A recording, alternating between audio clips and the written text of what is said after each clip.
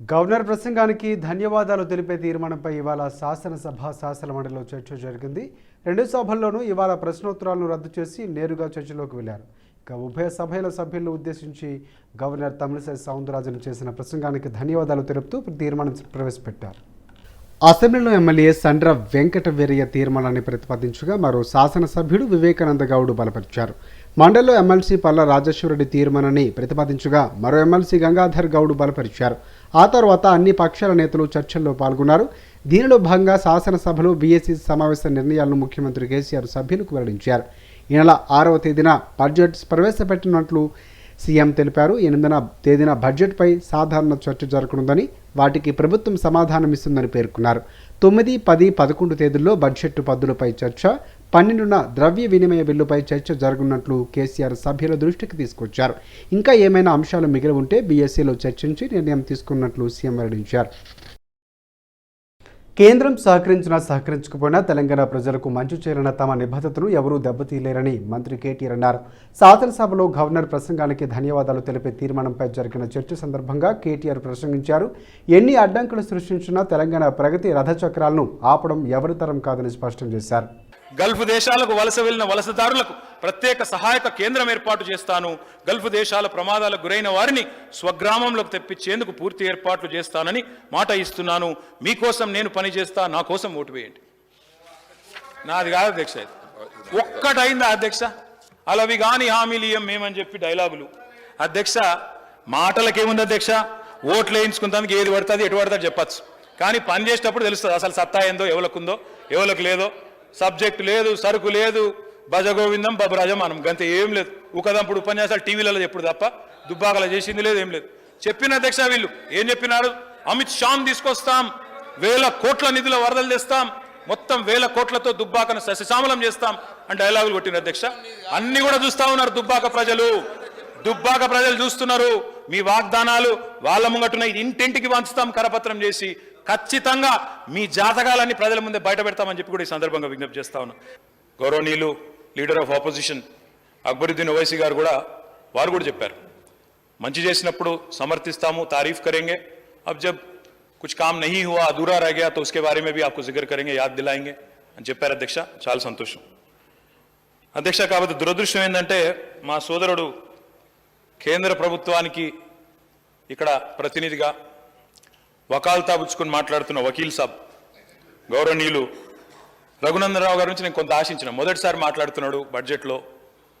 వాళ్ళ మరి శాసనసభా పక్షానికి నాయకుడు లేరు, ఎవరో తెలియదు, కానీ కాకపోతే మొదటిసారి మాట్లాడుతున్నాడు, ఏమైనా చెప్తాడేమో అనుకున్నా అధ్యక్ష. కానీ నాకేమనిపించిందంటే అధ్యక్ష, ఆయన మాటలన్నీ విన్న తర్వాత అందులో ఆయన రైతుల మీద కురిపించిన అపారమైన ప్రేమ, నిరుద్యోగుల మీద కురిపించిన కరుణ, ఇవన్నీ చూసిన తర్వాత మన ముఖ్యమంత్రి గారు ఒక మాట అన్నారు అధ్యక్ష, అది గుర్తొచ్చింది. కేంద్ర బడ్జెట్ చూసిన తర్వాత ముఖ్యమంత్రి గారు అన్నమాట, సరుకు లేదు, సబ్జెక్టు లేదు, బబ్రాజమానం భజగోవిందం. మీరు చెప్పింది కూడా గట్లే ఉన్నది. ఇప్పుడు ఏం లేదు, లేని ప్రేమను కురిపించి లేనిదేదో ఉన్నట్టు చూపెట్టి ఏదైతే ఊకదంపుడు ఉపన్యాసం ఇచ్చిండ్రో మీకు కూడా ధన్యవాదాలు. చాలా గొప్పగా మాట్లాడారు. మీరు చెప్పిన అన్ని కూడా ఉన్నాయి. దేశంలోనే హైయెస్ట్ సిలిండర్ ధర ఎక్కడుంది అధ్యక్ష? ఈరోజు హైయెస్ట్ సిలిండర్ ధర మోడీ గారి నాయకత్వంలో మా ఆడబిడ్డలకు వారిచ్చిన కానుక 400 రూపాయల సిలిండర్ను 1200 చేసి ప్రపంచంలో 3వ అతి ఎక్స్పెన్సివ్ పెట్రోల్ ఎక్కడుంది అధ్యక్ష? ఇండియా. ఇక్కడ ఒక పాయింట్ చెప్పాలి అధ్యక్ష, highest unemployment, highest inflation, highest cylinder price, highest petrol price. ఇక అవి కాకపోతే ఇంకా మీదికి వెళ్ళి మొన్న మా రాజేంద్రన్ ఒక మంచి మాట చెప్పిండు బడ్జెట్ తర్వాత, చాలా బాగా అనిపించింది విన్నాక. మోడీ గారు అలవి గాని హామీలు ఇయ్యరు, చాలా గొప్ప మనిషి ఆయన, అసాధారణమైన మనిషి, ఒక ఋషి అని మా రాజేంద్రనే చెప్పిండు. నేను నిజమేనేమో అనుకొని తెలియక గూగుల్ని అడిగిన సార్. గూగుల్కి చెప్పింది, ఏం చెప్పిందంటే మోడీ గారట 2018లో మాట ఇచ్చిండు sir, PM promises farmers income double by 2022. 2022 కల్లా ఈ దేశంలోని రైతుల ఆదాయాన్ని రెట్టింపు చేస్తా అన్నది Narendra Modi. Every Indian will have a house by 2022 Narendra Modi. ఇంకా గమ్మత్ చెప్తా అధ్యక్ష, మేము కాళేశ్వరం ప్రాజెక్టు గురించి లక్షలాది మంది రైతులకు న్యాయం చేసే కాళేశ్వరం గురించి మాట్లాడితే వీళ్ళు మాట్లాడతారు అధ్యక్ష, 1,00,000 కోట్లు పెట్టి ప్రాజెక్టు కడతారా, అలా ఎంత అవినీతి పొంగుతుందో అని చెప్పి ఓ సంస్థలను పంపుతా ఉన్నారు. వేట కుక్కలు తిరుగుతున్నాయి అధ్యక్ష తెలంగాణలో. మా వివేక్ చెప్పిండు, తిరుగుతా ఉన్నాయి, వీళ్ళ మీద పడి వాళ్ళ మీద పడి, వాని కొట్టి వీని గుద్ది ఏమన్నా దొరుకుతుందేమో అని చెప్పి తనలాడుతున్నారు అధ్యక్ష. నేను అడుగుతా ఉన్నా, ఇది నరేంద్ర మోడీ స్టేట్మెంట్. 1,10,000 కోట్లతోని ఈ దేశానికి బుల్లెట్ ట్రైన్ అవసరమా అని ప్రతిపక్షం అడిగింది. ఆయన ఏమన్నాడు ఎరికేనా? ఆయన అంటాడు, those opposing bullet train project should travel on bullock carts. Narendra Modi మీ అధ్యక్ష, మీ నాయకుడిలాగా ఎలక్షన్ అవుతుంటే పక్కకెళ్ళి నడిచే అలవాటు మాకు లేదు. ఎలక్షన్ ఎక్కడుందో యుద్ధంలా కొట్లాడతాం, తప్పించుకోపోము. అస్త్ర సన్యాసం చేస్తున్నాం కాదు, మేము అస్త్ర సన్యాసం చేయం. ముందే అస్త్ర సన్యాసం చేసి పారిపోయే బ్యాచ్ కాదు ఇక్కడ. ఇది కేసీఆర్ ట్రైన్ చేసిన సైనికులం. మేము కేసీఆర్ ట్రైన్ చేసిన సైనికులం. యుద్ధానికి వెరవం, భయపడం. భారత్ జోడో అంటున్నారు. అధ్యక్ష ఏమైనా చెప్పదలుచుకుంటే చెప్పమని అధ్యక్ష, మాకు అవసరం లేదు. ఇప్పుడు నేను చెప్పింది ఏమైనా తప్పు చెప్పినా? నడుచుకుంటూ పోతుండ్రు. గుజరాత్ ఎలక్షన్ ఉంటే సైడ్కి వెళ్ళిపోయినరు, మేమేమనాలి మరి? ఇప్పుడు అస్త్ర సన్యాసం చేసే వాళ్ళ గురించి ఏం మాట్లాడుతాం? సరిగా వాళ్ళ గురించి వద్దు కానీ. మంత్రి కేటీఆర్ తన వాగ్దాటితో ప్రభుత్వ వైఫల్యాలు కప్పిపుచ్చుకునేందుకు ప్రయత్నం చేస్తూ ఉన్నా తెలంగాణ ప్రజలు అమాయకులు కాదని బీజేపీ ఎమ్మెల్యే ఈటెల రాజేందర్ అన్నారు. స్పీకర్ని అడ్డం పెట్టుకుని తమ గొంతు నొక్కి వారి మాటలు మాత్రమే ప్రజలకు వెళ్లేలా చేస్తున్నారని ఆగ్రహం వ్యక్తం చేశారు.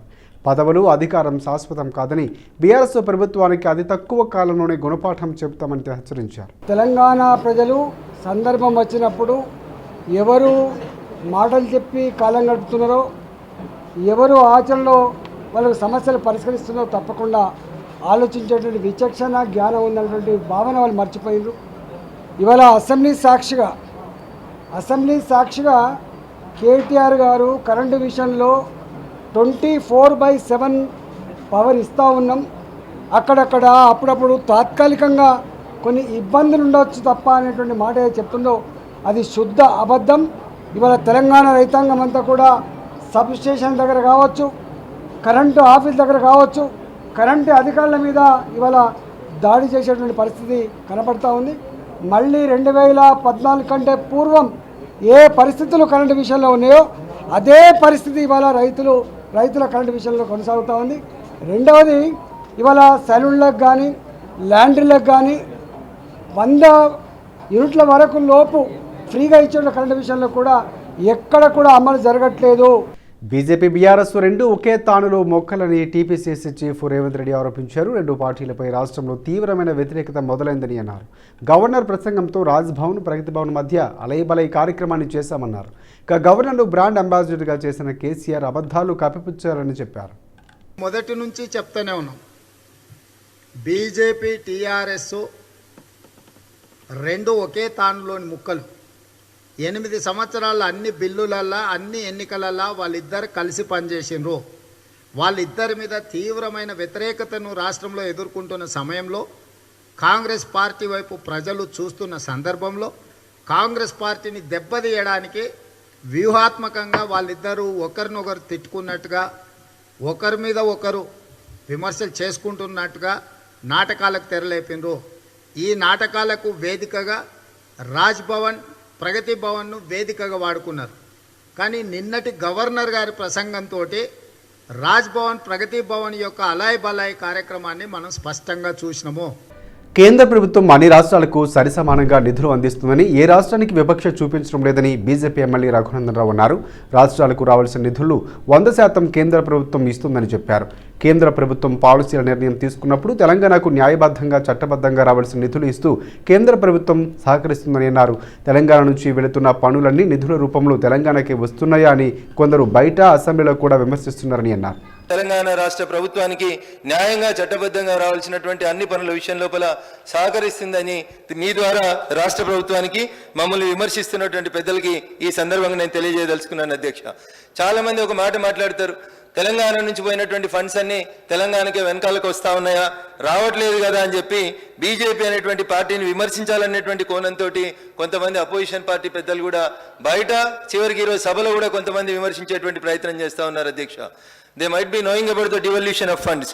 భారత రాజ్యాంగం ఏం చెప్తా ఉంది, డివల్యూషన్ ఆఫ్ ఫండ్స్ ఎట్లా ఉండాలి, దేశం అనేటువంటి ఒక సమగ్ర స్వరూపాన్ని తీసుకున్నప్పుడు అన్ని రాష్ట్రాలను ఏ రకంగా చూసుకోవాలనేది భారత ప్రభుత్వానికి తెలుసు, తెలంగాణ ప్రభుత్వానికి కూడా తెలుసని నేను అనుకుంటా ఉన్నాను అధ్యక్ష. ఇదే చర్చని మనం భవిష్యత్తులో కొనసాగిస్తే ముందు రేపు సంగారెడ్డిలో వచ్చి మా నుంచి ఇన్కమ్ వస్తుంది, రంగారెడ్డిలో వచ్చి మేమే పైసలు కడతా ఉన్నాం హైదరాబాద్కి, మేడ్చల్ వచ్చి మొత్తం పైసలు మేమే ఇస్తా ఉన్నాం, మేమిచ్చిన పైసలు ఆదిలాబాద్కి ఎందుకు పోతాయి, మేమిచ్చిన పైసలు మహబూబాబాద్కి ఎందుకు పోతాయి, లేదా మేమిచ్చిన పైసలు సిరిసిల్లకి ఎందుకు పోతాయి అనే పంచాయతీ తీసుకొస్తే అది మంచిది కాదు అధ్యక్ష. సమగ్రంగా దేశం మొత్తం ఒకే రకంగా ఉండాలని కోరుకుంటారు. గవర్నర్ ధన్యవాద తీర్మానంపై శాసనసభలో మాట్లాడిన ఎమ్మెల్యే జగ్గారెడ్డి గవర్నర్ ప్రసంగంలో లేని అంశాలు ప్రభుత్వం దృష్టికి తీసుకొచ్చారు. గవర్నర్ ప్రసంగంలో జర్నలిస్టుల ప్రస్తావన లేదన్నారు. అలాగే నిరుద్యోగ భృతి, విఆర్ఏల డిమాండ్లు, అనాథ పిల్లలకు హాస్టల్ ఏర్పాటు వంటిలో గతంలో ప్రకటించిన అమలు చేయలేదన్నారు. కళ్యాణ లక్ష్మి, షాదీ ముబారక్ స్కీమ్ బాగుందని, అయితే ఇంకో 1,116 రూపాయలు పెంచాలని కూడా విజ్ఞప్తి చేశారు. దానితో పాటు అధ్యక్ష, జర్నలిస్టులకు సంబంధించి ఒక విషయం కూడా ప్రసంగంలో రాలేదు అధ్యక్ష. స్వయం పరిపాలన 9 సంవత్సరాలు అయింది. జర్నలిస్టులు కూడా మరి అనేక త్యాగాలు చేసిర్రు. ముఖ్యమంత్రి గారు కూడా అనేక సందర్భాల్లో చెప్పడం కూడా జరిగింది. హైదరాబాద్తో పాటు అన్ని జిల్లాల్లో కూడా జర్నలిస్టులకు 200 గజాల చొప్పున ప్లాట్లు ఇస్తామని కూడా మాట ఇచ్చారు. కానీ అది అట్లనే పెండింగ్ అవుతుంది అధ్యక్ష. అది కూడా గవర్నర్ గారి ప్రసంగంలో చర్చకు రాలేదు. కాబట్టి నేను జర్నలిస్ట్ విషయంలో ప్రభుత్వం ఇచ్చిన హామీని నిలబెట్టుకునే దాంట్లో మరి దృష్టి పెట్టాలని నేను సందర్భంగా తెలియజేస్తున్నా అధ్యక్ష. ఇంకో విషయం ఏంటంటే, యాదగిరి గుట్ట లక్ష్మీ నరసింహస్వామి మన తెలంగాణ, అక్కడ తిరుపతి అయితే ఇక్కడ మనకు యాదగిరి గుట్ట గుడి నిర్మాణం, పునర్నిర్మాణము చాలా బాగా చేసిరు అధ్యక్ష. తప్పకుండా అది ఎంఐఎం పార్టీకి ఉన్నది 7 ఎమ్మెల్యే అన్న మంత్రి కేటీఆర్ కామెంట్లను సీరియస్గా తీసుకుంటున్నామని ఆ పార్టీ ఎమ్మెల్యే అక్బరుద్దీన్ ఓవైసీ అన్నారు. వచ్చే ఎన్నికల్లో ఎంఐఎం 50 స్థానాల్లో పోటీ చేస్తుందని ప్రకటించారు. ఈ అంశంపై పార్టీ అధినేత అసదుద్దీన్ ఓవైసీతో చర్చిస్తామని తెలిపారు. వచ్చే ఎన్నికల్లో గెలిచి 7తో కాకుండా కనీసం 15 మంది ఎమ్మెల్యేలతో అసెంబ్లీలో అడుగు పెడతామని అక్బరుద్దీన్ స్పష్టం చేశారు. have taken a very serious note of his comment which he has passed on MIM, and I assure him that I am going to make sure that I talk to my party president and see that we contest more seats in the coming election, and we come not in the number of 7, but I'll make sure that we come in the number of at least 15 next time by contesting at least 50. I will make sure that my party president agrees for this, and if he agrees, I'm sure we will have more number of MIM legislatures here and who will work together once again with the Bharat Rashtra Samiti. Sir, I thank you very much for giving me this opportunity. Assembly సమావేశంలో MIM MLA Akbaruddin Owaisi, మంత్రి కేటీఆర్ మధ్య నువ్వానేనన్న రీతిలో మాటల యుద్ధం చెలరేగింది. ఉస్మానియా ఆసుపత్రి నిర్మాణంపై అక్బరుద్దీన్ మంత్రి కేటీఆర్ను ప్రశ్నించారు. ఇక హైదరాబాద్లోని వేగంగా అన్ని ప్రాంతాల్లో జరుగుతున్న పనులు పాత బస్తీలు ఎందుకు జరగడం లేదని నిలదీశారు. అక్బరుద్దీన్ వ్యాఖ్యలపై మంత్రి కేటీఆర్ తీవ్రంగా స్పందించారు. గొంతు చించుకున్నంత మాత్రాన ఉపయోగం ఉండదన్న ఆయన సభానాయకుడు బీఎస్సీకి రాలేదని నిందాపూర్వకంగా మాట్లాడడం తగదని అన్నారు. आपको भी आवाम के पास जाना है. हम आवाम को क्या कहेंगे, क्या बताएंगे, कितने साल लगेंगे चार मीनार पेडेस्ट्रियनाइजेशन प्रोजेक्ट कंप्लीट होने के लिए? क्या यह मेरी बात गलत है कि लास्ट बजट में आपने, अभी तो ये बजट अभी है, चल रहा है, अभी फाइनेंशियल ईयर खत्म नहीं हुआ, 500 करोड़ रुपए ओल्ड सिटी मेट्रो के लिए दिए गए थे. क्या मेट्रो का काम शुरू हुआ? क्या मेट्रो आई या कुछ पहल हो रही है? हाईटेक सिटी, शमशाबाद एयरपोर्ट, वो लिंक, दूसरे लिंक्स आप पूरे कर रहे हैं, बेशक करिए. ये मेरा शहर है, ये मेरी रियासत है, यहां पे खुशहाली, यहां पे तरक्की आनी चाहिए. लेकिन ये कौन सी बात है कि चौतरफ तरक्की हो रही है लेकिन उस तरफ नहीं होगी?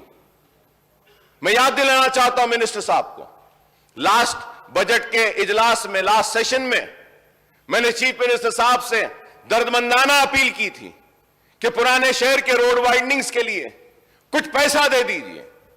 मुझे माफ करें ऑनरेबल स्पीकर साहब, केटीआर साहब, आप मुझे माफ करें, लेकिन सीएम साहब ऐलान कर रहे थे कि हां कुछ 1000 करोड़ रुपया दे देंगे पुराने शहर के लिए. आपने जाकर कहा कि नहीं, हम कर देते हैं पूरा. सीएम साहब ने उठकर कहा कि अकबर साहब पूरी वाइडनिंग हो जाएगी. सर 1980 से वाइडनिंग अभी भी पेंडिंग है सर. సభ అన్నప్పుడు కొన్ని మర్యాదలు కొన్ని పద్ధతులు ఉంటాయి సార్. ఇప్పుడు వాళ్ళ సభ్యులు ఉన్నది మొత్తం 7, మాకున్నది 105 మంది. మరి 7 ఉన్న వాళ్ళకు మీరు గంట టైం ఇస్తే గంటల పాటు ఆయన గవర్నర్ ప్రసంగం మీద కాకుండా బడ్జెట్ మీద మున్సిపల్ పద్దు మీద మాట్లాడినట్టు మాట్లాడితే దానికి మేము అభ్యంతర పెడతా అంటే కూడా ఆయనకు ఆవేశం ఎందుకు సార్? రెండోది సార్, వారు మాట్లాడుతున్నారు మీరు బీఏసీ ఈ నిర్ణయం తీసుకున్నారు ఆ నిర్ణయం తీసుకున్నారని మాట్లాడతారు. ఆయన బీఏసీకే రాడు. వచ్చి ఏమైనా వాదించినా వచ్చి చెప్పినా విజ్ఞప్తి చేసినా మీరు వింటారు. శాసనసభ వ్యవహారాల మంత్రి ఉన్నారు, అక్కడికి రారు. అక్కడికి రాకపోగా పైపెచ్చి ఈ టర్మ్లో అసలు అసెంబ్లీ జరగలేదన్నట్టు మాట్లాడుతున్నారు. ఆయన మర్చిపోతున్నాడు ఈ టర్మ్లో 2 సంవత్సరాలు కోవిడ్కి పోయింది, అది మర్చిపోతున్నాడు కన్వీనియంట్గా. అంటే అధ్యక్ష మాట్లాడేటప్పుడు ఆవేశంగా గొంతు బెంచి గొంతు చించుకుంటే దానివల్ల ఏం రాదు అధ్యక్ష. చెప్పాలనుకున్న పాయింట్ చాలా క్లుప్తంగా పద్ధతిగా మర్యాదగా కూడా చెప్పొచ్చు. గొంతులు చించుకున్నంత మాత్రాన చాలా గొప్ప వాళ్ళం అని ఆయన అనుకుంటే నేను చేయగలిగేది ఏం లేదు. కానీ ఒకటి మాత్రం వాస్తవం, the speech that you're making today is in response to the governor's address. I think you've been given ample opportunity for the number of legislators you have. You've been given ample opportunity. మరి మీరు వాళ్ళకి 7 ఉన్న వాళ్ళకి ఇంత time ఇస్తే మేము 105 మంది ఉన్న అధ్యక్ష మాకెంత టైం ఇవ్వాలి అధ్యక్ష? మీరు మా వాళ్ళు ఇద్దరే మాట్లాడారు, గంట మాట్లాడారు. ఆయన 7 ఉన్న ఆయన గంట మాట్లాడతాడు. ఇది ఎక్కడ పద్ధతి అధ్యక్ష? మీరు సమయ పాలన కూడా మీరు చెప్పాలా? మళ్ళీ గవర్నమెంట్ హ్యాస్ టు రిప్లై. ఆయన సభానాయకుడు రాలేదని మాట్లాడతారు. అధ్యక్ష సభానాయకుడికి ఆయనకి ఏం పోలిక అధ్యక్ష? నాకు అర్థం కాదు. కేంద్రంలో మోదీ ప్రభుత్వం సహకరించకపోయినా ప్రతిపక్షాలు ఇబ్బంది పెడుతూ ఉన్నా తెలంగాణలో అభివృద్ధి ఆగలేదని బీఆర్ఎస్ ఎమ్మెల్సీ కల్వకుంట్ల కవిత స్పష్టం చేశారు. శాసనమండలిలో మాట్లాడిన ఎమ్మెల్సీ కల్వకుంట్ల కవిత మోదీ ప్రభుత్వం రాజకీయ ప్రయోజనాలు దృష్టిలో ఉంచుకొని మన రాష్ట్ర ప్రభుత్వాన్ని అడుగడుగున ఇబ్బంది పెడుతున్నారని మండిపడ్డారు. అభివృద్ధిలో ఇతర రాష్ట్రాలకు తెలంగాణ ప్రేరణగా నిలిచిందని, అన్ని రంగాల్లో రాష్ట్రం అగ్రగామిగా నిలిచిందన్నారు ఆమె. కేంద్ర బడ్జెట్లో రాష్ట్రానికి ఎలాంటి కేటాయింపులు జరగలేదని ఎమ్మెల్సీ పల్లా రాజేశ్వరరెడ్డి విమర్శించారు.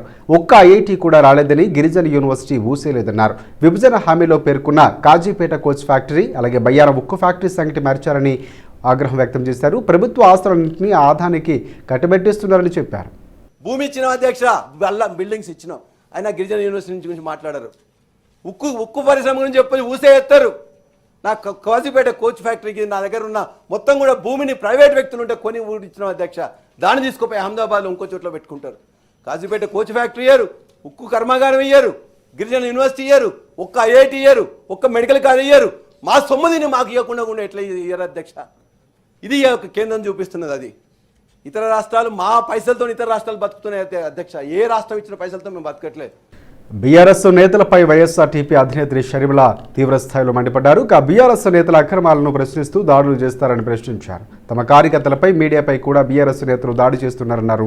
నిజాలు చెబితే బీఆర్ఎస్ నేతలు తట్టుకోలేకపోతున్నారన్నారు. వర్ధన్నపేట ఎమ్మెల్యే ఆరూరి రమేష్ అక్రమాలకు పాల్పడడం లేదా, ఆయన A1 కాంట్రాక్టర్ కాదా అని ప్రశ్నించారు. ఎర్రబెల్లి దయాకర్రావు కామెంట్స్ని కోడ్ చేసినట్లు తెలిపారు. పరిపాలన చేయమని మీకు అధికారం ఇస్తే పరిపాలన చేయడం చేత కాలేదు, కానీ మా మీద దాడి చేయడం మాత్రం మీకు చేతనైందా? సిగ్గుండాలి కదా. మనుషులేనా మీరు? ఇలాగేనా వ్యవహరించేది ప్రజాస్వామ్యంలో? ఈ రోజుకు మళ్ళీ వైఎస్ఆర్ తెలంగాణ పార్టీ మళ్ళొక్కసారి ఛాలెంజ్ చేస్తుంది. మీ దాడులకు భయపడేది కాదు రాజశేఖర్ రెడ్డి బిడ్డ. మీలాంటి మీ జేజమ్మల్ లాంటి వాళ్ళనే చూసిన దాన్ని నేను. మీ దాడులకు భయపడం మేము ప్రజల పక్షాన్ని నిలబడతాం. మీరు ఎంత మా మీద దాడులు చేస్తారో అంత ఎక్కువగా, అంత గట్టిగా మీ అవినీతి గురించి, మీ అక్రమాల గురించి అన్నిసార్లు ఇంకా ఎక్కువగా మాట్లాడతాం. మళ్ళీ చెప్తున్నాం, బీఆర్ఎస్ పార్టీ నాయకులకు బెదిరే వాళ్ళం కాదు ఇక్కడ. మళ్ళీ చెప్తున్నాం, నిజంగానే మేము చేసిన ఆరోపణల్లో ఏదైనా తప్పుంటే, మీకు దమ్ముంటే, మీకు నిజాయితీ ఉంటే పబ్లిక్ ఫోరం పెట్టండి. మీ నియోజకవర్గంలోనే ఒక పబ్లిక్ ఫోరం హైదరాబాద్లో మరో అగ్ని ప్రమాదం సంభవించింది. రామంతపూర్ వద్ద ఈజీ ప్లైవుడ్ గోదాంలో భారీ అగ్ని ప్రమాదం చోటు చేసుకుంది. దీంతో పెద్ద ఎత్తున మంటలు చెలరేగాయి. తెల్లవారుజామున జరిగిన ఈ ఘటనలో గోదాం కాలి బూడిదైంది. సికింద్రాబాద్ తిరుమలగిరిలో దారుణ ఘటన జరిగింది. గంజాయికి బానిసైన ఓ యువకుడు అనుమానాస్పద స్థితిలో మృతి చెందాడు. సికింద్రాబాద్ తిరుమలగిరిలో దారుణ ఘటన జరిగింది. గంజాయికి బానిసైన ఓ యువకుడు అనుమానాస్పద స్థితిలో మృతి చెందాడు.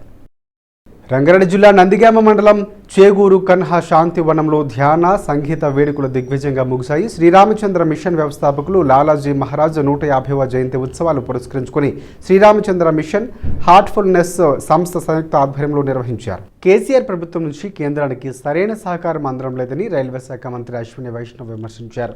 ఉమ్మడి ఆంధ్రప్రదేశ్లో 886 కోట్ల రూపాయల రైల్వే కేటాయింపులు జరిగితే తెలంగాణ ఏర్పడ్డాక 4,418 కోట్ల రూపాయలు కేటాయించామని వెల్లడించారు. రాష్ట్రంలో 29,581 కోట్ల రూపాయల విలువైన రైల్వే ప్రాజెక్టుల పనులు పురోగతిలో ఉన్నాయని, మరో 39 రైల్వే స్టేషన్లు ఆధునీకరిస్తామని చెప్పారు. Used to be a very small amount of 886 crore. That too was for the combined states of Andhra and Telangana. For the combined states of Andhra and Telangana, it used to be such a small number. Now that number, this year's number has been made 5 times to 4,418 crore. 4,418 crore allocation for railways in Telangana. The total number of projects, the value of the projects in Telangana state is 29,581 crore. 29,581 crore. And this can significantly increase if we get the cooperation of the state government. It is very unfortunate that in Telangana, the focus is not on development of infrastructure, the focus is on something else. Very unfortunate that despite central government's so much push for creating strong foundation for long-term growth of the Telangana state and the people of Telangana, there is unfortunately very little support from the state government. ప్రముఖ నేపథ్య గాయని వాణి జయరాం కనుమూశారు. చెన్నైలో తన స్వగృహంలో ఆమె తుదిశ్వాస విడిచారు. అయితే వాణి జయరాం మృతిపై పలు అనుమానాలు ఇప్పుడు వ్యక్తమవుతున్నాయి. ఆమె నుదురు, ముఖంపై బలమైన గాయాలు ఉన్నట్లు పోలీసులు గుర్తించారు. దీంతో అనుమానాస్పద మృతిగా కేసు నమోదు చేసుకున్న పోలీసులు దర్యాప్తు చేస్తున్నారు. సీఎం కేసీఆర్ అన్న కుమార్తె రమ్యారావు డీజీపీని కలిశారు. తన కొడుకు రతేష్ రావు గురువారం నుంచి కనిపించడం లేదని ఫిర్యాదు చేశారు. ఆమె గురువారం రాత్రి బంజారాహిల్స్ పోలీసులు అంటూ కొందరు వ్యక్తులు తమ ఇంటికి వచ్చారని, తన కొడుకు లేడని చెప్పినా వినకుండా ఇల్లంతా వెతికారని చెప్పారు. ఇక ఆ రోజు నుంచి తన కొడుకు కనిపించకుండా పోయాడంటూ రమ్యారావు ఫిర్యాదులో పేర్కొన్నారు. తన కొడుకు ఆచూకీ తెలపాలని డీజీపీని రమ్యారావు కోరారు. కమిషనర్తో మాట్లాడి తన కొడుకు ఆచూకీ విషయం చెబుతామని అడిషనల్ డీజీపీ తెలిపారన్నారు. మహిళా పోలీసులు లేకుండా అర్ధరాత్రి తన ఇంటికి వచ్చిన బంజారాహిల్స్ పోలీసులు క్షమాపణలు చెప్పాలని ఆమె డిమాండ్ చేశారు. అసెంబ్లీలో దొంగలు, దుర్మార్గులకు పోలీసులు రక్షణ కల్పిస్తున్నారని రమ్యారావు ఆరోపించారు. భాషలో ఇష్టం ఉన్నట్టు నానా మాటలు తిట్టి రోడ్డు మీదకి వేస్తాం మీ కుటుంబాలను అని మీరు రక్షిస్తారా, భక్షిస్తారా పోలీసులు? ఈరోజు ఈ గవర్నమెంట్లో ఫ్రెండ్లీ పోలీస్ అని ముఖ్యమంత్రి చెప్తారు, డీజీపీ ఏమో ఏరా ఒరే అనద్దు అంటారు. మరి ఇప్పుడు వచ్చిన పోలీసు వాళ్ళు ఏమో ఇట్లా ఇష్టం ఉన్నట్టు మాట్లాడుతూ ఉంటే మరి ఎవరికి చెప్పుకోవాలి? ఆయన ఏమన్నారు? ఆయన అన్నారు, నేను సిపి గారితో మాట్లాడతాను, మళ్ళీ మీకు ఇన్ఫార్మ్ చేస్తాను మేడం అంటే, నాకు ఇమీడియట్గా నా కొడుకు ఎక్కడ ఉన్నట్టు తెలవాలి, తోటి విద్యార్థులు ఎక్కడ ఉన్నారో మాకు ఇమీడియట్గా తెలవాలి. అంటే మీకు అనుమానం ఉందా? అరెస్ట్ చేశారు? డెఫినెట్గా అనుమానం ఉందండి. అరెస్ట్ చేస్తే ఇమీడియట్గా ప్రెస్కు రిలీజ్ చేస్తారు. మాకు కూడా అరెస్ట్ అయినట్టు మాకు కూడా ఇన్ఫర్మేషన్ ఉంటుంది. ఇటు మరి అరెస్టు చేయనప్పుడు పిల్లలు ఇంటికి రాలేదు, గాంధీ భవన్లో లేదు, ఎక్కడ ఫ్రెండ్స్కి అడిగినా ఫోన్లు చేస్తే ఫోన్ స్విచ్ ఆఫ్ ఉంది. మరి అసెంబ్లీ ముట్టడికి వస్తే ముట్టడికి వచ్చిన వాళ్ళు మాయమైపోతారా? వాళ్ళు ఏమని అరెస్ట్ చేస్తానంటే పోలీసు వాళ్ళే కదా దానికి జవాబు ఇవ్వాల్సింది. మరి అలాంటి పోలీసు వాళ్ళు ఈరోజు ఏం తెలియనట్టు, చీమ పుట్టనట్టు ఈరోజు దొంగలను, దోపిడీదారులను, దౌర్జన్యాలను, దుష్టులను